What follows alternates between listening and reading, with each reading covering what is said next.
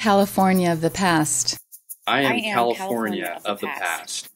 I am California of the past.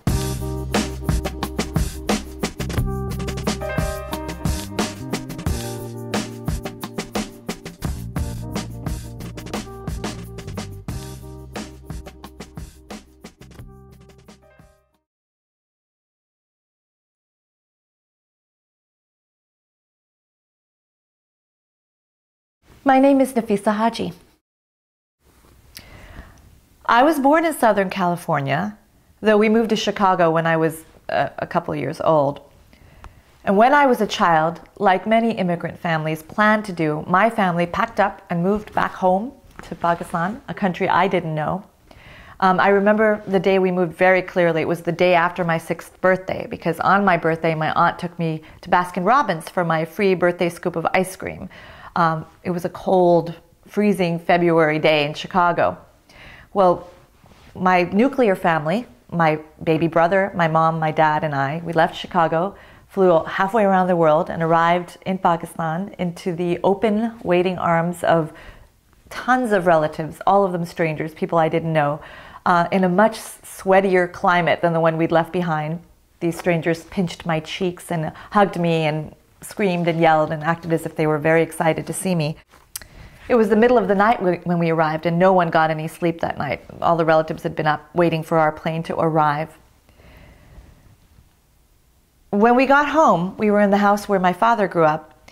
There were some sad stories to share too. My grandfather had passed away while my parents were in the States, my dad's father, and my grandmother shed a few tears in recounting that story of the day he died.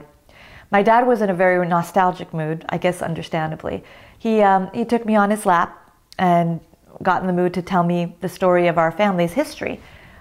In doing so, he talked about our ancestors, and he told me that our ancestors were Indian.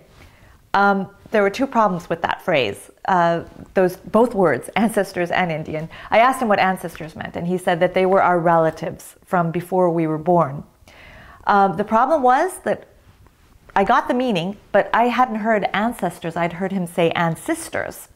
And the other problem was that word Indian. So the picture that got painted in my head from his phrase, Indian ancestors, was a group of wise, old Indian Americans, women with feathers in their hair, long braids. That was what I pictured. It was the only way I'd ever heard the term Indian before. So it was perfectly plausible to me and kind of exciting, actually. I was thrilled at the idea that Indians were my ancestors. I was related to people who had lived in teepees and used bows and arrows and rode bareback on horses.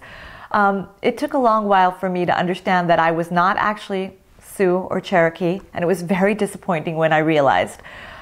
So I did learn. I was disappointed, although I still have to admit that when I think of the word ancestors, I still have a feminine bias in my head, so I still think of the word in terms of sisters and not ancestors.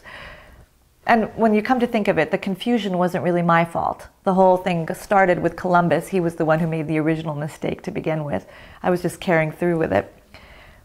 I always look back at that moment fondly, that moment when the way I understood words, or in this case, misunderstood words, gave me the chance to claim a heritage that wasn't really mine in terms of family lineage.